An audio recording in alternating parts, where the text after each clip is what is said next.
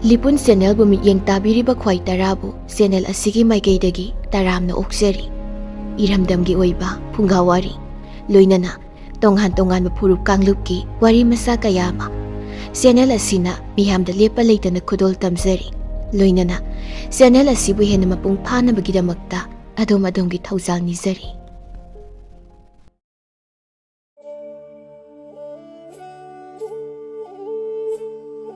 Wari asi pathokjarapa matamda wahai wata soikiba lankiba yaurabasu tabiriba pumnamakna ngakpigani haiba wafamsu ahanba maktada thamjari. Haujik miyalda khudol tamjari Brojendrogi luhongba. Brojendro Babu Calcutta Medical College tagi MBA parikha pass tauraduna mayumda thorakle. Hek thorakpaga magi luhongbagi thorang pumba loire haina tare. Sri Panchami numitta mahaki luhongbagi numit lepkhre. Brojendro di ngakpada haingai laikhidre. Haujikalgi pakhang singnadi haiba yai. Kari ngakpham leibage. Tawigumba sung Brojendro Babu di yamna ing tapa mini aphingba mi nate mana khalai. Subasiya Srigalam haiba chumi. Adubu mafam masida yamna sijananingde. Numit tha huina chaba natri. Luhongba haiba thabak asisu irai laiba thabak nate. Aigi punsigi awaba nungaiba pumnamaki saruk puragadawribi Laikoldagi lay chara phulaktuna sumang matonda thabagumna mama mapagi yumnak sagai hundoktuna aigi yumnak sagai lauragadoribi laikhok amada satminaba lay charong amagi lay amatang hektokpagum machin manaw sagai natay pumnamakpu hundoklamduna aingonda changjarakadoribi tongan ba lay jat punsinana lay na chom semlaga hena manam nungsibagumna maga aiga pukjel khoijel tinana laiminaduna yum panbagi mingchat hengalakadoribi Brahmaputra amasung Ganga animaki ichel tinaduna sangam stand ama sembagumna magi amadi aigi tongan ba punsigi ichel tinaduna sangam stand ama oihanduna maduna puina titra ama semgadoribi umangda sangu pairiba tenawa mayam sing adugi maraktagi ama pharaktuna pon manungda thamjinbagum maning makha tauna marup mapija mayam sanaramba pumna masing adubu thadoktuna yum amagi mabema oigadoribi adugumba nupi macha amagi masak amukta udana maram chachu khangdana karamda luhongphan phamgadoribana. Brojendrona kariguma mamada hanglabasu mamana asumna khummi. Imaugi masak yamna yengningle. Imauna thongbane sak chaningle. Asuk phajaba asuk maram mokpa nupi macha asibu pamdrabadine nangdi angawga pakhang haibado oiredana. Aina pokpa ichabu nama aina haiba thajadrabadi aina pokpagi arembanidana. Yengoi Aikhoidine luhongbada amukta phawba nongmata nupagi masak urakte. Thire phajare irai bakta tambani haidunane hekta marai haujik phawbane nongmata sukhanade. Bharat Ramayangi wari Puran Taranithoigi wa mathang litharakle. Khudombi aduna hai humduna nganglakle. Saitek paiduna khoiri khotpada Mangol ado hangam hunba yagadawre. Laikai chongma natekma ima iben mari mangasu hidakphu amamam paiduna babu oiba phujalakle. Brojendrona khangle lilagi mitik sure Sri Prabhat hawatare ngasidi numit takhiba mafam khanglaroi haiduna chenthorakle. Asi khalladuna mamabu mansikna khurumduna masa noirabi chongmagi marumda lona chenthorakle. Brojendrogi mamana mithit sujalaklaba aduda mathoi karaduna phamlambadagi hawgalaktuna chong phanduna khudombi aduna kotunam mayok naribi nupi adubu hat sugadau tahobado Brojendrona amuktang yenglamlaga chenthorakre. Brojendrona asumna khalaki ꯑꯁ ꯑꯣꯟꯊꯣꯛꯄꯅꯤꯗ ꯈꯣꯡꯒꯨꯜ ꯇꯥꯅ ꯋꯥ ꯑꯃꯠꯇ ꯍꯦꯛ ꯉꯥꯡꯅꯕ ꯌꯥꯗꯦꯗ ꯏꯃꯥꯁꯦ ꯃꯁꯛ ꯐꯖꯕ ꯈ꯭ꯋꯥꯏꯒꯤꯅꯤ ꯃꯔꯝ ꯃꯣꯛꯄ ꯀꯩꯔꯣꯏ ꯂꯩꯀꯥꯏꯒꯤꯅꯤ ꯅꯨꯡꯁꯤꯕ ꯏꯁꯥ ꯏꯊꯟꯇꯒꯤꯅꯤ ꯍꯥꯏꯕꯁꯦ ꯏꯃꯥ ꯃꯥꯁꯦ ꯈꯪꯕꯤꯗ꯭ꯔꯦꯅꯦ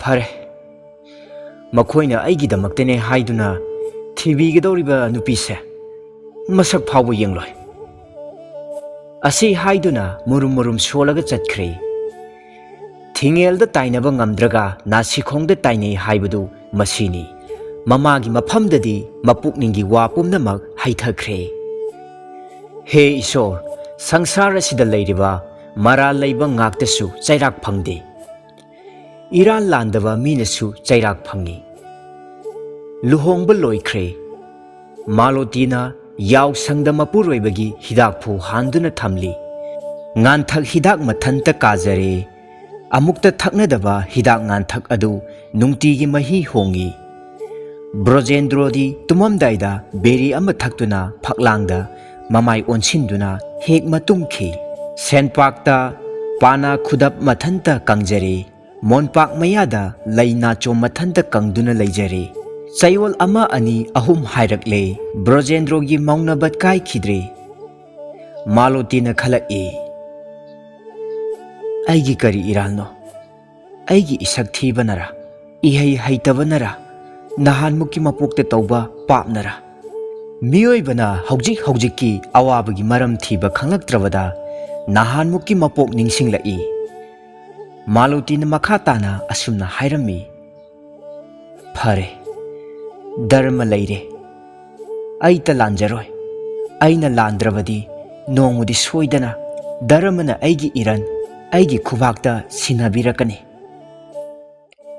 ꯀꯩꯔꯣꯏ ꯂꯩꯀꯥꯏꯒꯤ ꯃꯅꯨꯡꯗ ꯌꯨꯝ ꯑꯃꯒꯤ ꯃꯧ ꯑꯣꯏꯗꯨꯅ ꯅꯧꯅ ꯂꯥꯛꯄꯁꯤꯁꯨ ꯏꯔꯥꯏ ꯂꯥꯏꯕ ꯊꯕꯛ ꯅꯠꯇꯦ ꯂꯩꯀꯥꯏꯒꯤ ꯃꯆꯦ ꯂꯩꯔꯤ ꯃꯅꯝꯃ ꯂꯩꯔꯤ ꯃꯅꯦꯝ ꯃꯟꯗꯣꯟ ꯂꯩꯔꯤ ꯅꯨꯃꯤꯠ ꯈꯨꯗꯤꯡꯒꯤ ꯃꯈꯣꯏꯅ ꯄꯥꯅ ꯆꯥꯕ ꯀꯣꯏꯊꯣꯔꯛꯏ ꯃꯅꯦꯅ ꯍꯥꯏꯔꯛꯏ ꯅꯈꯣꯏꯒꯤ ꯕ꯭ꯔꯣꯖꯦꯟꯗ꯭ꯔꯣꯗꯨꯕꯨ ꯌꯨꯝꯗ ꯂꯩꯕ ꯑꯃꯨꯛꯇ ꯎꯗꯦ ꯃꯤꯒꯤ ꯃꯆꯥ ꯑꯃꯕꯨ ꯂꯧꯕꯤꯔꯒ ꯑꯁꯨꯝꯅ ꯆꯣꯞꯍꯟꯕ ꯑꯁꯤ ꯀꯔꯤ ꯃꯆꯠꯅꯣꯅꯦ ꯁꯤꯕꯣ ꯃꯍꯥꯛꯅꯅꯦ ꯂꯧꯕꯤꯔꯝꯗ꯭ꯔꯕꯗꯤ ꯅꯍꯥꯟꯅ ꯅꯨꯄꯥ ꯑꯃꯗ ꯃꯌꯨꯝ ꯄꯥꯟꯖꯔꯝꯒꯗꯕꯅꯤ ꯃꯅꯝꯃꯅ ꯃꯃꯤꯠ ꯈꯠꯅ ꯈꯠꯅ ꯅꯣꯛꯅ ꯅꯣꯛꯅ ꯁꯝꯖꯤ ꯅꯥꯜꯂ ꯅꯥꯜꯂꯗꯨꯅ ꯑꯁꯨꯝꯅ ꯍꯥꯏꯔꯛꯏ ꯑꯩꯈꯣꯏꯗꯤ ꯅꯤꯄꯥꯅꯅꯦ ꯈꯤꯇꯪ ꯂꯥꯛꯆꯕꯗ ꯍꯤꯗꯥꯛ ꯉꯥꯟꯊꯛ ꯑꯃ ꯐꯥꯅꯅꯦ ꯐꯥꯟꯕꯤꯕ ꯃꯤ ꯅꯠꯇꯦ ꯂꯨꯍꯣꯡꯕꯒꯤ ꯃꯇꯨꯡ ꯅꯣꯡꯃ ꯀꯣꯟꯕꯗ ꯅꯨꯄꯥꯅ ꯌꯥꯍꯧ ꯊꯦꯡꯉꯤ ꯍꯥꯏꯔꯛꯄꯗ ꯅꯪꯒꯨꯝꯕ ꯅꯨꯄꯥꯗ ꯂꯩꯕ ꯍꯧꯅꯗꯦ ꯍꯥꯏꯗꯨꯅꯅꯦ ꯐꯨꯛ ꯍꯧꯒꯠꯇꯨꯅ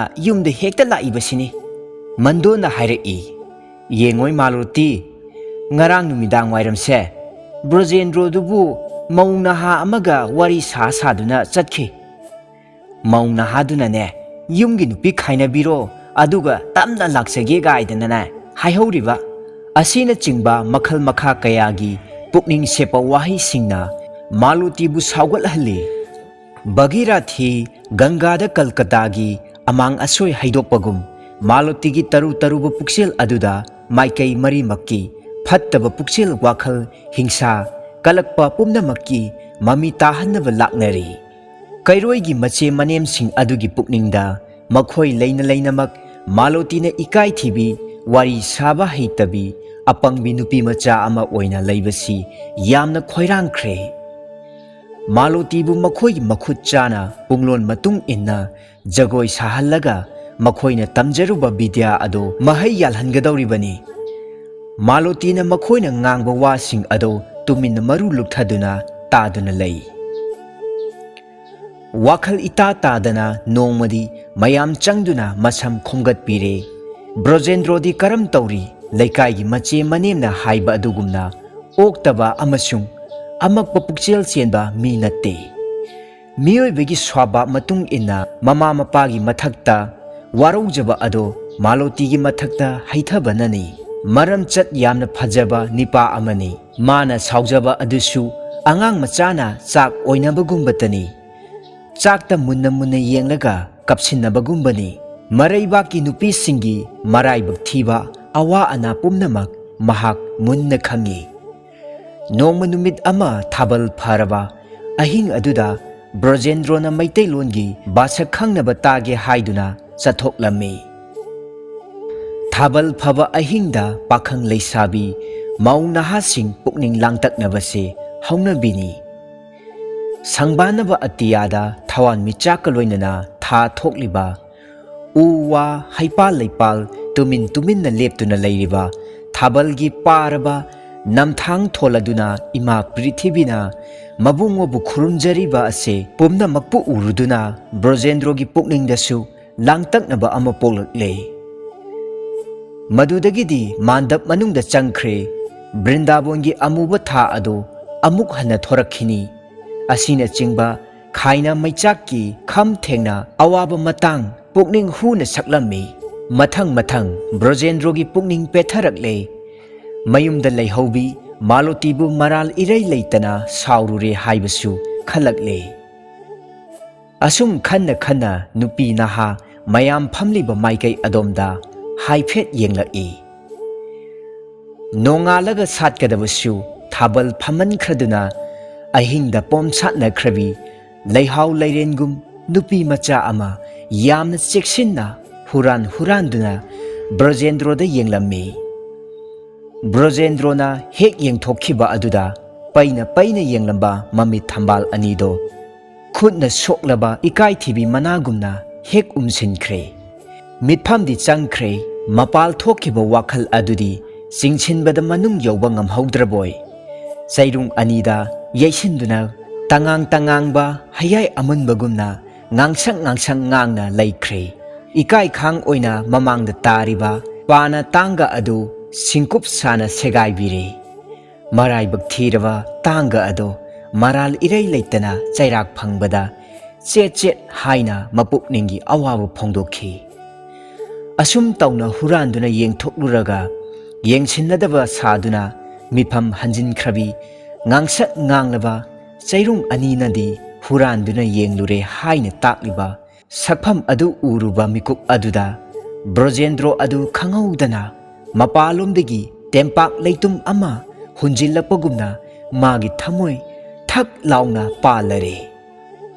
Mihul phrang chongkhre mayai phajana khaiduna hatleba amuwa samjoi anigi marakta humang anappa kakhre. Brojendrona magi lengbaldagi khadar inafi lokthokduna humang humkhre. Ngaihak leiraga Brojendrona wakhal taraktuna aingondara mingondara yengkhrisi haiduna phaminabasing adu koyeng yengbada khwaising adu maru lukthaduna pukning changna isai tarami. Manam nungsiraba lay adu mapunsi telabani maramdi mapunsi kakthatuna manamda hapsinkraba mali. Ahanba thakta nungsinaba hek haurakpada sakka unabada swai hek pakhatnai adugini ani suba thakta ikai nungsi yanai. Adudagidi ahum suba thakta ngaunaraki. Brojendrona nungsibagi ahanba thakta nupi macha adubu ubada pakhatlure. Aduga mahangna asumna khalaki. Onthokna phajaida. Ipa imana luhongbiramdrabadi isana khanjaduna asigumba nupi macha amatang leiramlabadine kayada harauna punsi ase lelamgadaba. Aigi yumda lehoribi nupi adudi masaksu munna yengludre. Asuk phajaramgani haibasu thajade.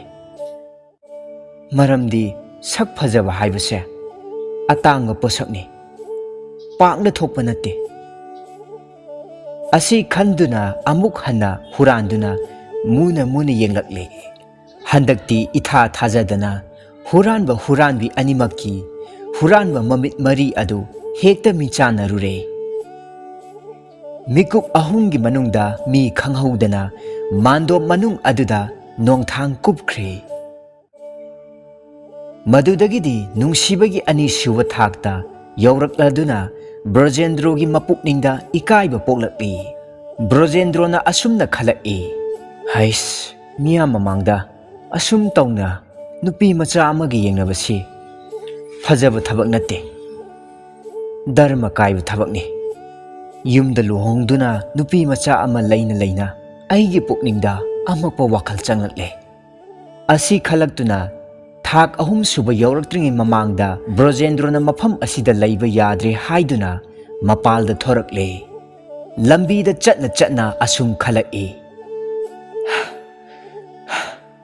Ngasidi aigi ibema ase amukta masak yenglurage. Nungsibagi wahina taram taram kaururage. Imanabasingna magi chana thoibising aduga nungsina laiminaduna kayada nungaijarigaba. Asi khanna khanna mayum yausalakle. Thongjil hek kalaktuna magi nupibu kaurage haiduna nokmi tauduna machenban kangkhattuna laisilakpada lairamle.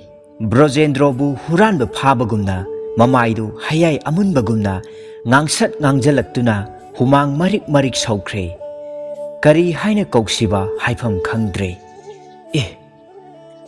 Masibu kanano? Ngasaigi nupi machaduna aibu laknage haiduna tauribra? Natraga aigi nupigi chanaba marup oiduna aigi pukning choiba matau adu aigi nupida onsinge haiduna laknaribra? Asi pumnamak khanduna yungduna chap leptuna leire. Malotina tanja aduda hairaklammi. Ibungo laibak thibibu nungsibiro. Nungsina pau tajadaba kuire. Asi haiduna Brojendrogi makhongda turare. Brojendrona khudak aduda marai lomsilaktuna